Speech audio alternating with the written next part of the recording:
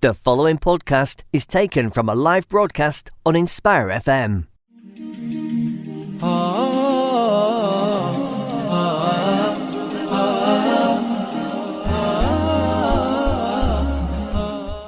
Assalamu alaikum everyone. Welcome to another episode of the Arise to Success show, where we aim to highlight inspiring individuals and their journeys to success. I'm your host on this show. My name is Jihad. In a homeopathic pharmacy that has been honored with the Royal Warrant since 1980, and she currently offers one-to-one homeopathic treatment or consultations for any acute or chronic conditions. Whether it is physical, mental, or emotional, she helps aid patients with their symptoms. Elbunita's passion is to educate and raise awareness about our bodies, getting back in tune with it, listening and understanding what it needs through empowering individuality and healing. Elbunita will also be sharing today her personal healing journey and her struggles, being born in Kosovo during wartime and coming to the UK at the age of 4. She went straight into full-time, which was a huge shock for her. Struggled through her educational life with learning difficulties, dyslexia, anxiety, digestive issues, acne, other hormonal problems, and a lot of stress. Elbunita will talk about her journey into becoming a homeopath. Elbunita, welcome to the Rise to Success show. How are you doing? Hi, Jihad. I'm great. How are you? I'm great, alhamdulillah. Alhamdulillah. So, Elbunita, tell us more about you and what you do, what is homeopathic treatment. Some individuals don't know what it is, including myself. I would love to know more about it. Tell us more. Of course. So I'll start off with, I guess, my own journey and, to where I am now and, what I do now and what I, offer to people. So as you said, I was born in Kosovo during a war. And it was just kind of me and my mom and obviously my extended family. My dad was actually in the UK. So it was pretty more kind of stressful and difficult for my mom. Obviously, but that stress now I understand with the work that I do, how it impacts, you throughout your life, even, when you come out and so on. So it was, my mom tells me stories of, how, there was a curfew. So when she started having contractions, she couldn't leave. She had to wait and all the stress, which obviously, goes automatically to the baby, which was me. Alhamdulillah, that was all kind of done quickly and, everything was okay. Nothing, kind of major happened to either me or my mom. Alhamdulillah, then we came to the UK when I was 4, and, was a little family with, me and my parents. And another shock came towards me in terms of I started straight away school, full-time school. And obviously this was me being with my mom 24/7 from the day I was born with everything that was going on, to then, not coming to a new country. And actually my grandma passed away a couple of weeks ago, just before coming to the UK. So, and, mothers and children have a very kind of strong connection. So that stress was another thing on top of everything else. So obviously with the war, my grandma passing away, so my mum's mum passing away just before coming to a new country, then coming to a new country, not knowing any kind of language or the English or to communicate with anything, to then going to full-time school where I was kind of obviously not knowing the system and how things work out here in the UK. I was kind of, my parents were preparing me to go to nursery where, you play a little bit. It's not full-time. So I had some, it was a huge shock for me, I guess. And I struggled a lot. I think that even though I know I was 4 years old, so I had a lot of time to learn the English and, but I think, now growing up and studying what I studied and understanding how it affects people, I'm oh, okay. I understand, it's not just it's okay. You came very young and so on, but you know what, it has an impact later on in life. And anyway, I was always behind schoolwork. I never really actually knew how to read or write until I was even in secondary school. I was literally, starting my GCSEs, and I was like, oh my God, So obviously not knowing how to read and write, that was a huge kind of confidence, lowering. And, I had anxiety when people would pick on me, or like teachers to read out in class, and, people would laugh. So that affected me a lot mentally, emotionally. I hated school. I hated school because obviously it was the first thing where I had that separation anxiety with my mum. So I never, ever liked school. I hated it. And then obviously going to secondary school and obviously being behind with my schoolwork and being kind of in a way bullied, and, then came in the hormones. Then came in the hormones and, the acne and, the smelliness and, all that. And it's like, it's on top of everything else. So dealing with all of that, and it was just, I guess it was a lot on me. Even digestive issues and, I didn't know I had dyslexia then. Obviously, my teachers would suspect that I would maybe have something, but, it never, even till this day, to be honest, has never been kind of, what's the word? Kind of, diagnosed in a way. But I mean, I see it, and I feel like I don't need to be diagnosed because it's just a label. But yeah, so I've gone through a lot of stuff, and to be honest, I hated school. Like I said, I never even saw I just wanted to finish as soon as just minimum GCSEs and just be at home, and to be where I am now with a kind of, a homeopathy and helping people, and, it's like it's a science degree. It's like, a lot of people it's like, wow, but I actually, alhamdulillah, I passed my GCSEs. I really worked really hard in the last year, and I was like literally day and night. I earned trophies at school for obviously the best performance and just put in so much effort. And alhamdulillah, I passed. I went to A levels. It was still a struggle. It was a lot of cries and a lot of like stress and not sleeping, and it was a real struggle. But alhamdulillah, all my du'as were accepted by Allah, and I, to be honest, didn't even want to go, like I said, to even A levels, but I did, let alone go to university.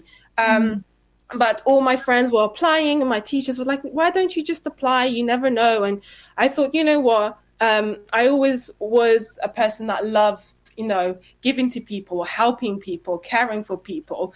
And I was like, you know what, I think I looked at different courses, and I was like, oh, I'm going to go. And I applied for a pediatric nurse. I applied, and, it didn't go through. And for the right reasons, now I know. And, it was the best thing. And I was like, you know what, I tried. And I had the gap year. I was just doing bits and bobs. I did like a bioscience kind of course. I thought just have it in a bag if anything I need later on. And I loved, that was my best year ever, being at home, doing, bits and bobs, not having the stress of school. It was the best year of my life. And I would never forget that. And in that year, I was receiving emails about, different courses and so on, and I stumbled across osteopathy course, and I was like, I've never heard of this. What is this? And I went to the open day event, and I was like, oh, it was kind of alongside naturopathy, and I was like, another opathy kind of course. I was like, what is going on? I was, so I came home and I was searching, and I came homeopathy. I was like, how many other opathies are out there? So it was like, oh, this is like a whole branch that I've never really heard of, And I then went to the homeopathy open day event, and that's where I went and studied. And it was so random because I never knew about what homeopathy was, and I randomly just received an email. I randomly went, I started searching, and to be honest, I started studying, and I still quite didn't know what it was, but like something was like, pushing me to go for it. And I just did. And it was around maybe like the end of the first year where I was like, I must see a homeopath myself, like I'm studying this and haven't seen a homeopath for myself. And that's when it all kind of fitted in with everything else. I was like, wow, I went to see a homeopath and all my, my anxiety got better. My digestive issues got better. I'm like, wow, this is just amazing. And I'm just like, subhanAllah, like Allah has like guided me. Like, obviously I wanted to be a pediatric nurse, and it's like completely in a way different to what I do now. It's in the health field, but it's completely different. And I was just amazed. And obviously with my mum, with her health complications and everything, I'm just like, wow, even if I just treat myself and just my mum and the people that I love, that's more than enough. And let alone treating other people and helping other people or guiding other people, that was like, wow, you know what? I just went with it, and I was like, wow, I'm actually getting a science degree, and it's like from struggling to even read and write to then struggling with so many other things happening, and not even being able to, like, I was like struggling just to pass GCSEs, let alone get an A star or B in those days, to then getting a degree and working at the pharmacy, Ainsworth Pharmacy. And I was like subhanallah, it's crazy, alhamdulillah, which is where I am now. Yeah, great. MashaAllah. I love the detailed descriptions, so jazakallah khair for that. And I love how you also, showing, of course, that having that trust in Allah is very important, right? Because you had a specific plan, but Allah guided you through a completely different plan, subhanAllah. And of course, that background that you had is always great, but, at the right timing, Allah guides us to different directions based on what's khair for us and what's good for us. So that's amazing. And going back a little bit earlier, you were born, in Kosovo, where there is war and everything. And before you were born, you said that you were even, the individuals before they are born, they are affected by the environment. You mentioned that? Yes. When I see patients, we literally ask questions, before even conception, because obviously some couples struggle with conceiving and they go through different varies, IVF or whatnot. So, and some people may, by accident, they may not be wanted. So all of that has an effect on the child, and so it's like, that, because then obviously, say, for example, a couple gets pregnant, they didn't want a child, that itself, they feel that kind of, in a way, abandonment already without even being born, and then maybe when they're born, they're like, they feel like maybe pushed aside, that itself has an impact, because it's like, later on in life, they would maybe, they feel like they were never loved, and that then affects their relationships, or they affect, their daily lives, or it just affects them. So it stumbles all the way from the beginning. Always go at the start, So we literally go from the start all the way to obviously how pregnancy went, any stresses, any symptoms there, how the birth was, to childhood traumas, in general, like how puberty was, any traumas in life, because, depending on how old the patient comes to me and with what problems. But it has an effect. It definitely has an effect, even when you're in your stomach.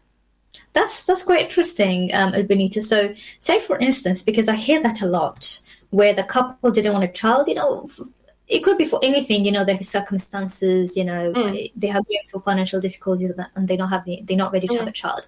Say, for instance, if we consider that scenario, and then after they have the child, they love the child, they give the child all the support and all the love and everything.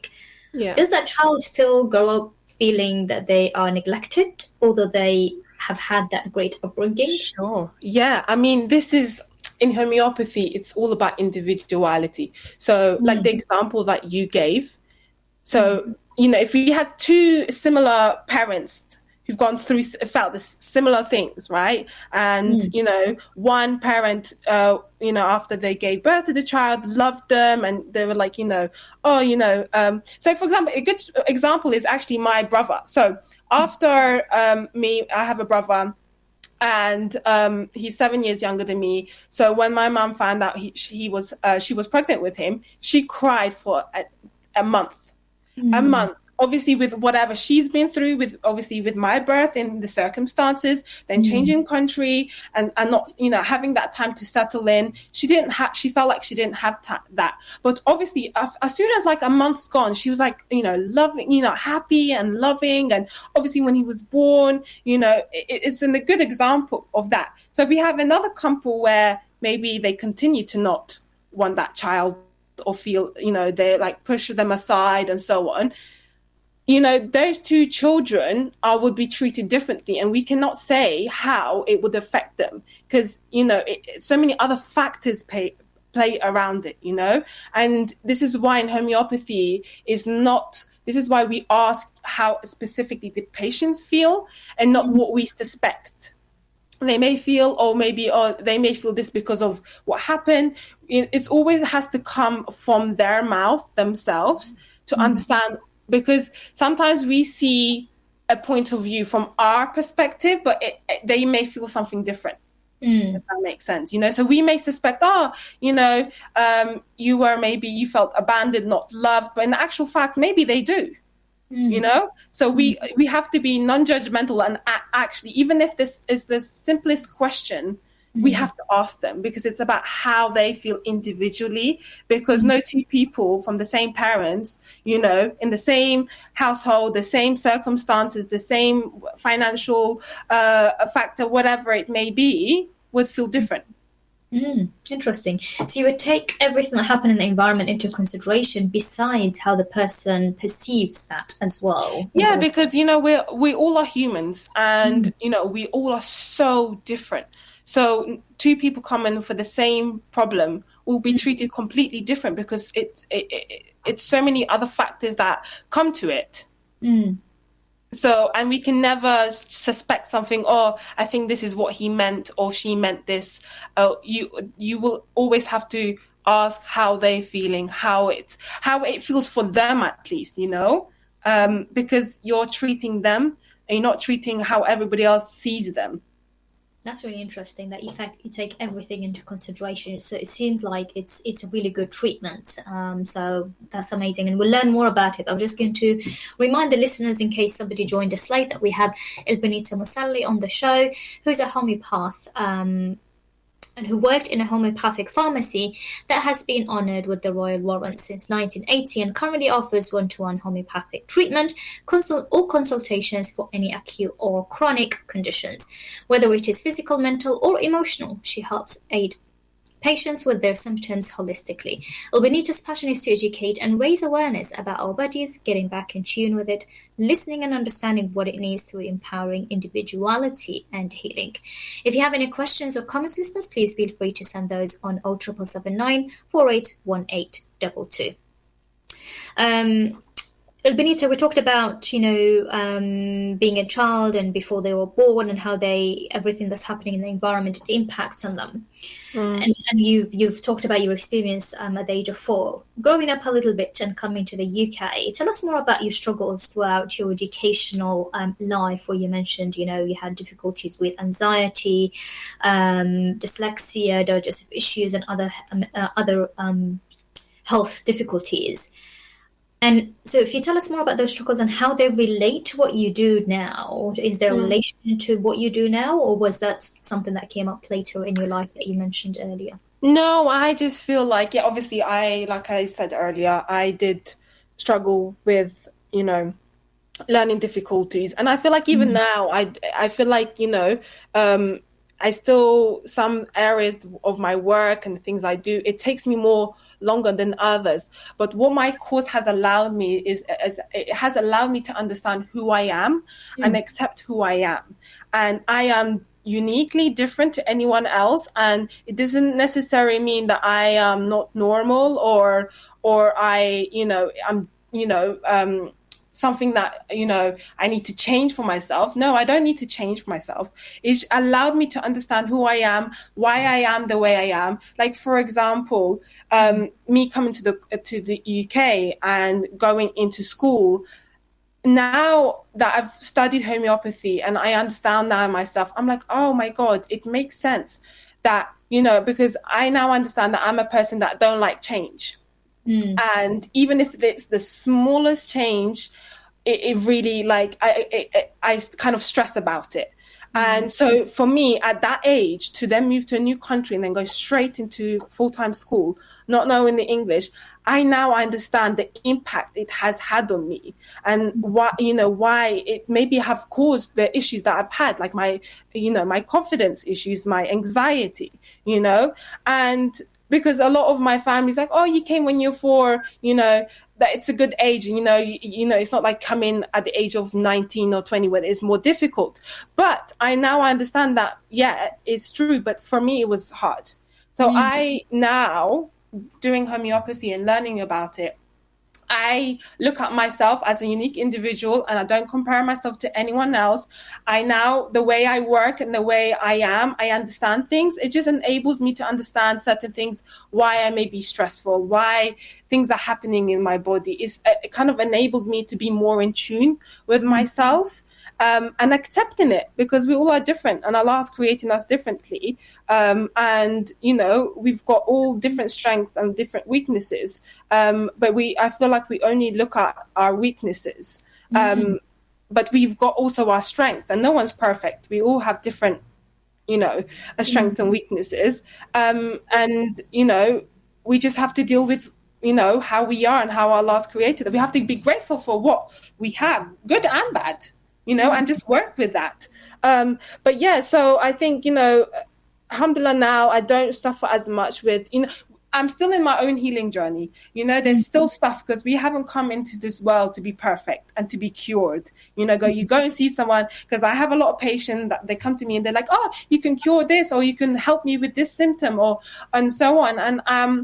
And I'm like, if Allah wills, I can help you with the symptoms. I can't. If Allah wills me to, gives, enables me to help you, at least somehow, even however small or however big, I will do my best. But everything is in the hands of Allah, and I am in my own healing journey. So it doesn't mean that I'm perfect.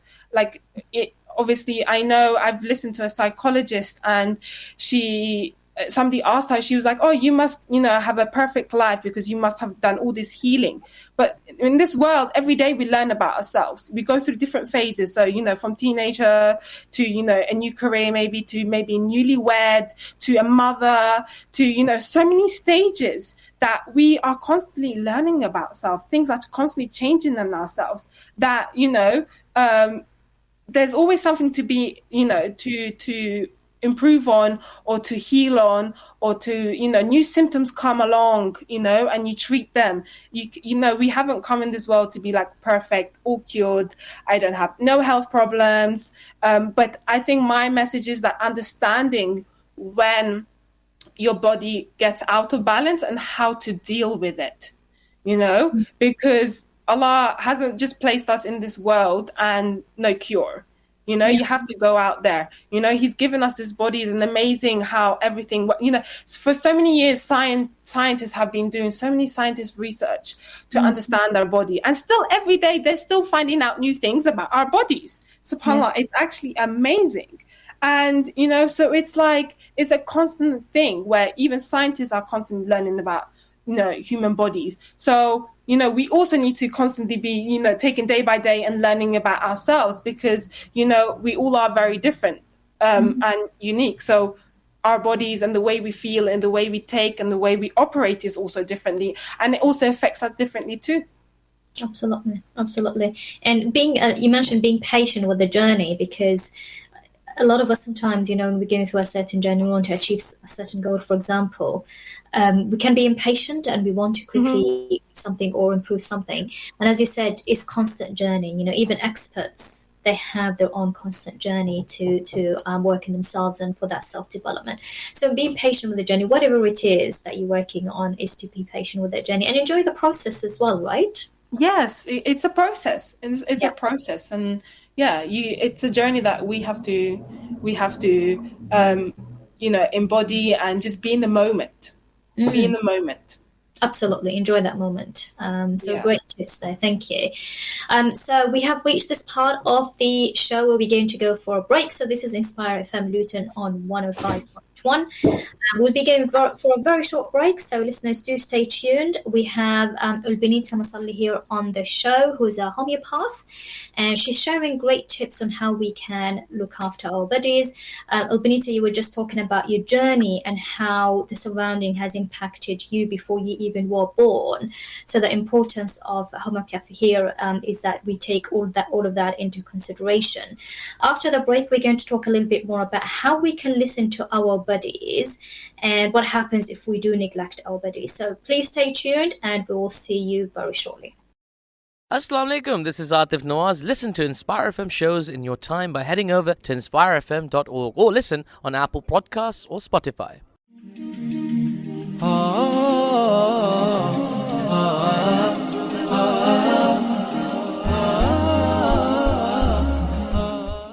Assalamu alaikum, welcome back everyone. This is the Arise to Success show. We have Elbunita Musolli, a homeopath who worked in a homeopathic pharmacy that has been honoured with the Royal Warrant since 1980 and currently offers one-to-one homeopathic treatment or consultations for any acute or chronic conditions. Whether it is physical, mental or emotional, she helps aid patients with their symptoms holistically. Elbunita's passion is to educate and raise awareness about our bodies, getting back in tune with it, listening and understanding when it needs through empowering individuality and healing. Elbunita is also sharing with us her personal healing journey and her struggles being born in Kosovo during wartime and coming to the UK at the age of 4. She went straight into full-time, which was a huge shock for her. Struggled throughout educational life with learning difficulties, dyslexia, anxiety, digestive issues, acne, other hormonal problems, and a lot of stress. Elbunita also talks about her journey into becoming a homeopath as well. If you have any questions or comments, as mentioned, if you have any questions or comments, please feel free to send them on 0779 481822. So, Elbunita, you talk about, listening to our bodies and taking care of ourselves. Do you have specific tips on how we can do that? And, we sometimes neglect, or some of us neglect ourselves. So how do we start looking after ourselves and actually listening to our bodies? So it's such a good question because, we are living in a world where we are numbing our pain.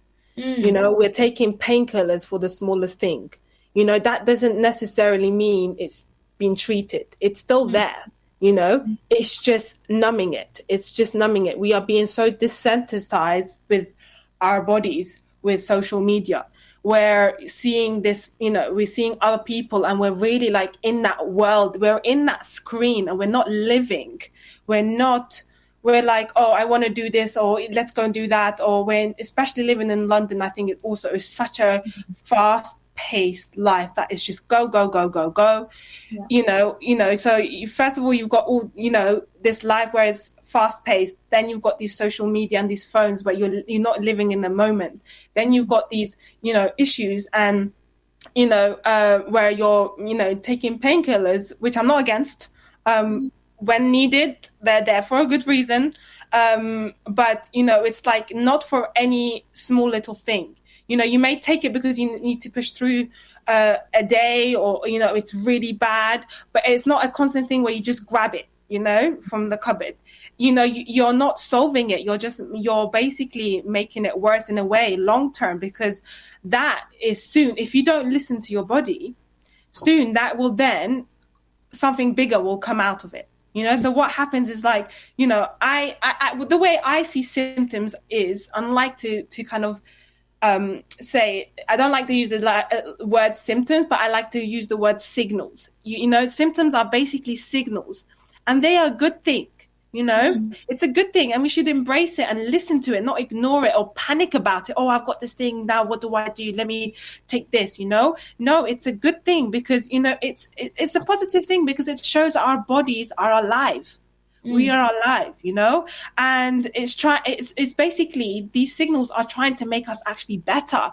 They're signaling to you that basically something's wrong, and I now need to listen to it in order to fix it. So what happens is the majority of people just take painkillers, or I don't know what, anything else. And they just then go with the day like it's normal. Oh, it's okay now, it's gone. And then all of a sudden something happens. Well, in actual fact, it's not all of a sudden.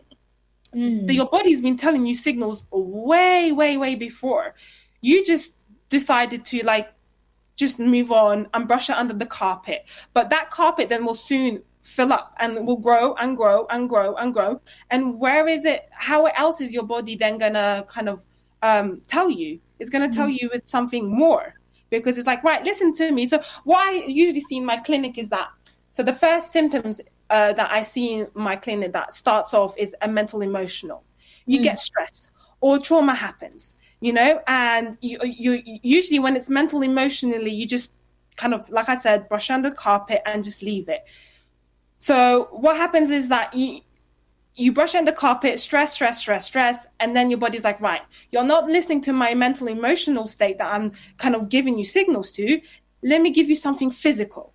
So this way, you either feel it or you see it, because that's the only way you're going to tell me, I'm telling you that you need to listen to me. Your body is basically telling you things, but we just don't listen to it. And because, like I said, it's all the fast-paced life, the social media, they're just putting a plaster over the symptom and not dealing with it. It's like, it's all of this. And it's like your body's actually screaming to you.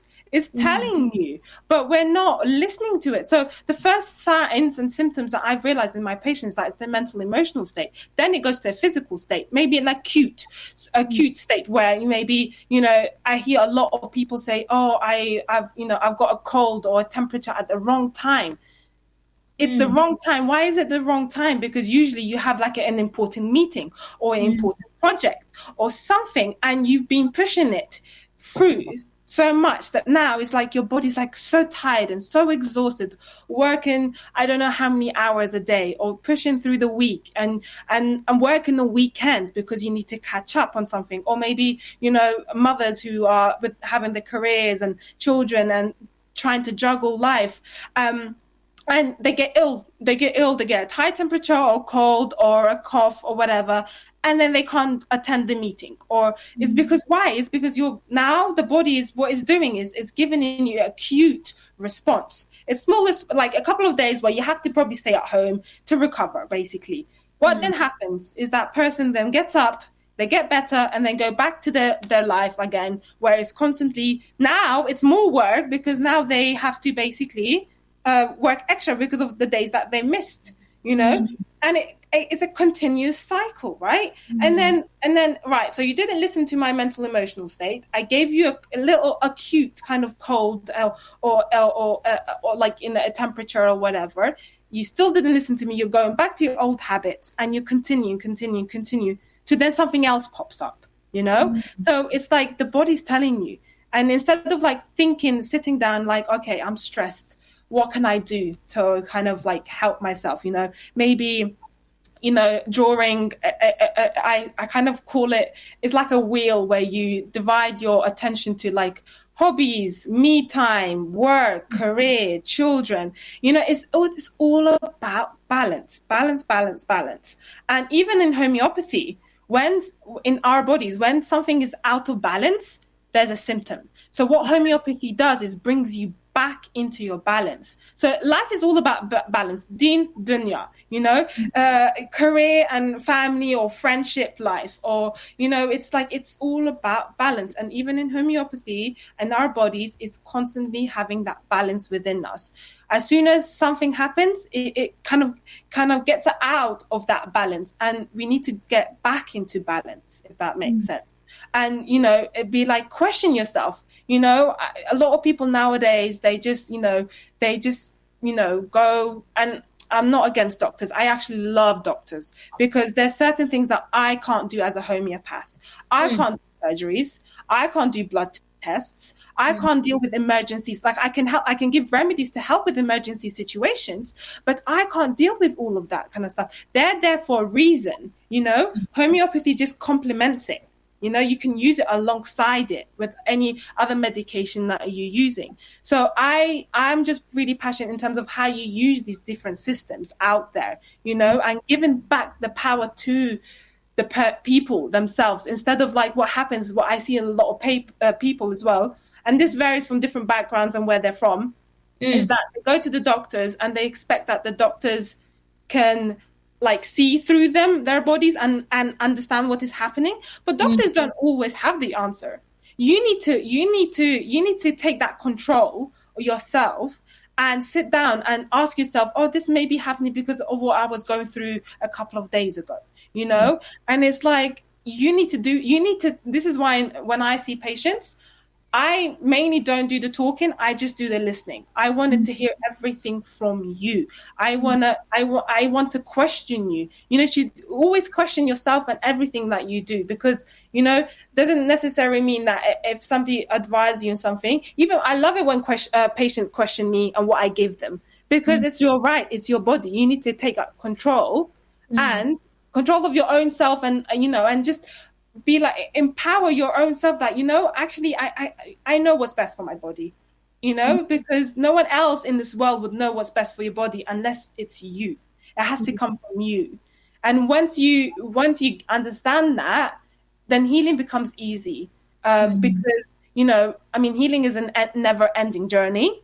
But, it's like it becomes a bit easier. Interesting. And you mentioned about the balance. Are there certain tips to maintain that balance? So this is more in terms of counseling, I would say, and which I don't obviously deal with. But in homeopathy is that, when our bodies, like something happens, our body goes out of balance. And what I can do anyway is prescribe a remedy that will help, that's best suited to you with your mental, emotional state, with your physical symptoms, everything around you, even your own kind of like, characteristics you are born with, that kind of, because that then kind of, so for example, with myself, I was born, like I was a baby where I don't like change. And to this day, I don't like change. That's my thing. So my tendency is when there's something change happens in my life, I know that will cause me stress automatically. I just know how to deal with it now, But if before, when I didn't know how to deal with that, it was causing me other problems. And so with finding that balance is like, so in my consultation is like I said, I jot down mental, emotional state, physical symptoms, everything, your characteristics, because that tells me tendencies or where you may sway, what may cause stresses or any other imbalances in your body. And then what I then do is then go away and look at your case as a whole. Obviously, we also take the kind of, the genetics of, family genetics and all of that into consideration, and give you a remedy that is individual for you, that will help you to bring you back into balance. Because what homeopathy does is it aims to stimulate your own body's healing potential to function on its own. Allah hasn't created us to be, taking medication the whole life. He's created us to function, without anything. So what homeopathy does, it helps you to just stimulate its own. It basically gives a little nudge to the body to then start healing itself. It just then it kind of gives them a reminder, basically, or to come back to balance. That's what it does. Which is why in homeopathy, it's very gentle and it's a holistic approach, like I've mentioned so many times, like we do consider everything, because we're not separate parts, we're a whole. What happens sometimes nowadays that we look at one thing. So if a patient comes with a headache, we just look at that headache, but we don't look past that headache. We have to look past that headache in terms of like, why is it? Is it maybe you're low in iron? Or maybe is it, you're stressed? or, you need to question it. It's not just a headache. It's much more than that, and, this is why in homeopathy, it's really like so actually it's one of the principles of homeopathy. So in homeopathy there are three principles. So the main one is law of similars, which is, in other words, like cures like. And what that means is basically a substance that causes a symptom in a healthy person can also help cure that symptom as well. So for example, in homeopathy we have a remedy called allium cepa, which is an onion. So why we would use that remedy, for example, with people who are struggling with hay fever. So what happens when you cut an onion? You start to get watery eyes, stuffy nose, all symptoms of basically a person who may have hay fever. So one remedy that we will give for a person who may have hay fever is allium cepa, which is onion. Because why? Because in a healthy person, when you cut an onion, you have similar symptoms to, a person who has hay fever. So giving that remedy in homeopathic form will help them relieve that symptom. The second principle of homeopathy is basically a minimum dose. We don't need much in our body. Like I said earlier, we just need to stimulate a little bit, give it a little push for the body to then operate on its own. So you're not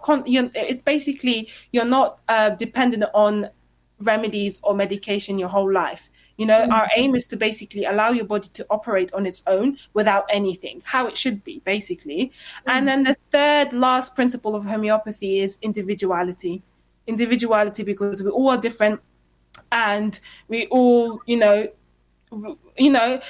all are different. So two people with the same conditions will be treated differently because you are so different. You are so different and so unique that you can't treat one person with the same remedy as the other. Because maybe you can, but there'll be probably different dosage. Maybe different other remedies can help with them. So it's a big subject. It's very interesting. So Jazakallah khair for all you shared. And just to remind the listeners, and Elbunita, I'm really hoping that I'm pronouncing your surname correctly. Am I pronouncing it correctly? I try my best. I just realized actually it's on the screen is 3 L's, which is actually 2. It's meant to be 2 L's, not 3 L's. But it's Musolli. Musolli, okay. I'll just stick to the first name. I'm not used to the surname. No worries. I do apologize for pronouncing it wrongly. So just to remind the listeners, we have Elbunita on the show today, who is a homeopath who worked in a homeopathic pharmacy that has been honoured with the Royal Warrant since 1980.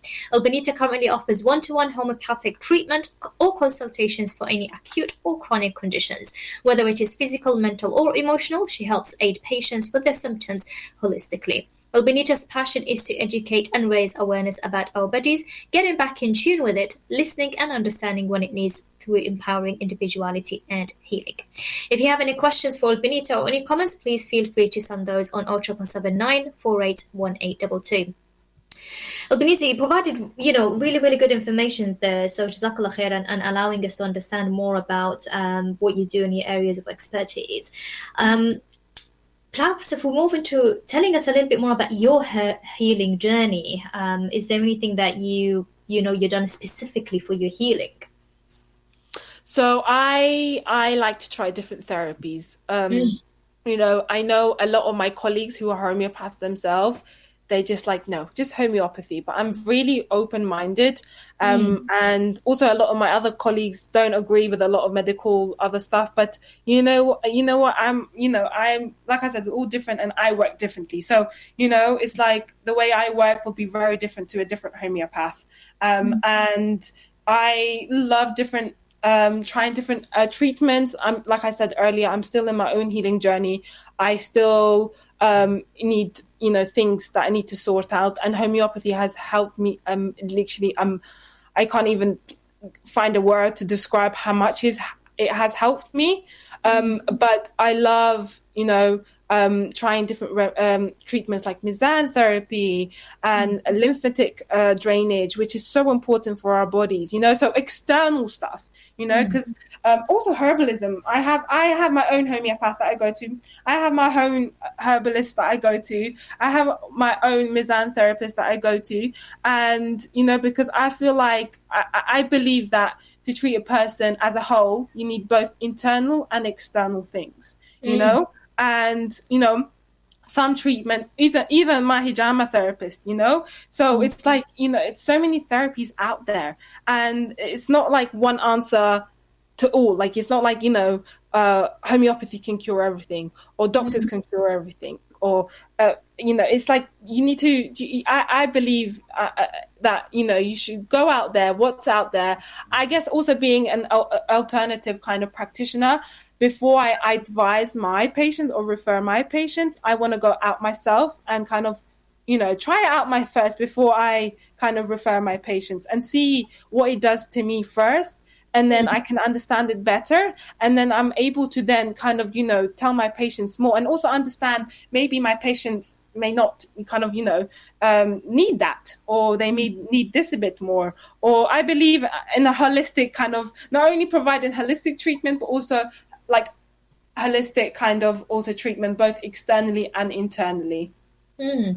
Wow, that's amazing. So you have your own, home path, you have your own, different therapies. So as you said, coming back to what you said earlier, we all are in our own journeys, and we all are developing ourselves. So it's to continue taking care of yourself. And that actually kind of leads to my next question.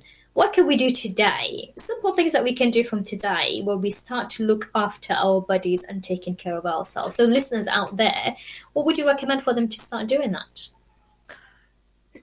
It's simple answer, and they probably have heard it so many times, because I've heard it so many times, and it's just basically taking it a bit slow, trying to be in the present moment, and question everything.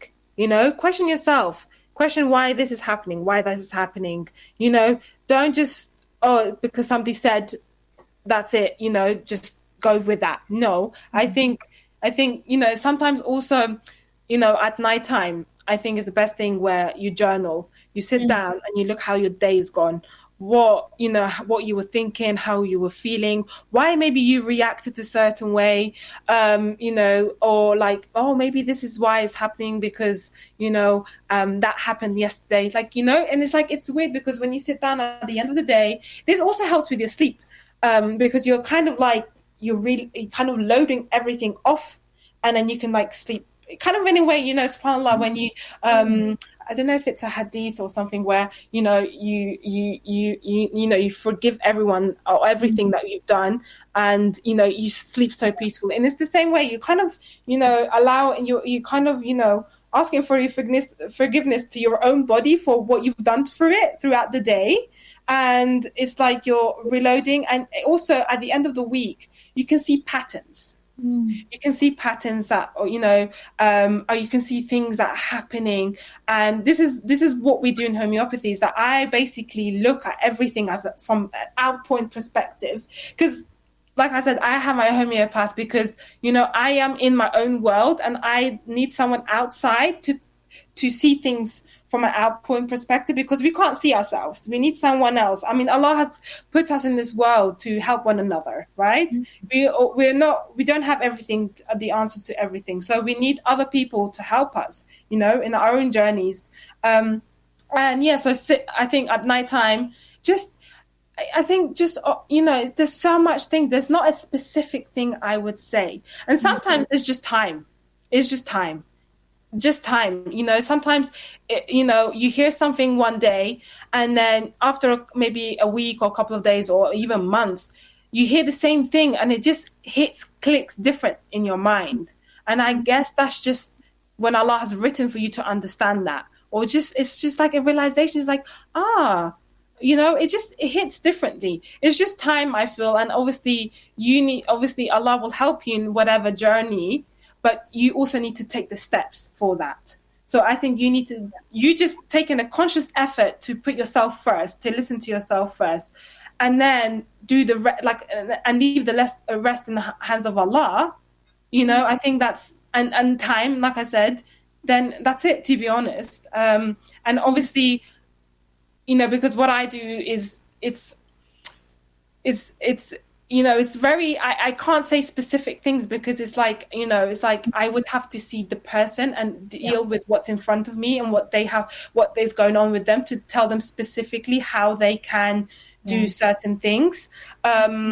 But sometimes with me, I don't even say anything to my patient. I see them, I listen to them, I give them a remedy, and I say to them, just take it and just allow your body, just note down any changes, positive, negative, big or small, any changes. It's a good thing, and just give it time and then come back to me and we'll see what's happening. And we then are able to see certain things, but yeah. No, the tip that you've mentioned, I think is great, which is ending your day with that journaling, and what you said about the hadith relating to forgiveness. So what you're saying is not just relating to people, but also related to yourself, because there's another hadith where we will be asked about our health and what we did to our health. So that reflection on the self and others is quite important. As you said, it helps with the sleep as well. In 30 seconds, Elbunita, if we have a slip, what can we do to pick ourselves again? It depends on what that slip is. It's really, really depends, and I know it's not the answer maybe a lot of people would like to hear, but it really depends how big it is, how small it is, how long, it has been a build up until that slip, It can be years, it can be days, it can be months, so it really, really is dependent, and there's not a specific answer basically for that. But yeah. There's no specific answer. It's just it's this is why it's like, you really just need to kind of be like, right, I need to just wake up and just be in the present moment. And yeah, it's just there's no specific answer. Great. Just to, in general, be in the moment and listen to your body, right? Yes, and time. Brilliant. Jazakallah khair. We have reached the end, but you have been providing great tips, Elbunita. So thank you so much. And thank you for being here with us on the show today. Listeners, thank you very much for tuning in. I do really hope that you have found this beneficial. And please do stay tuned for future shows, which takes place every Monday, 6 to 7 p.m. Until then, Jazakumullahu khair and Assalamu alaikum. Thank you for listening to our podcast. Why not tune in to our live stream at inspirefm.org and follow and subscribe to our social media platforms at Inspire FM Luton.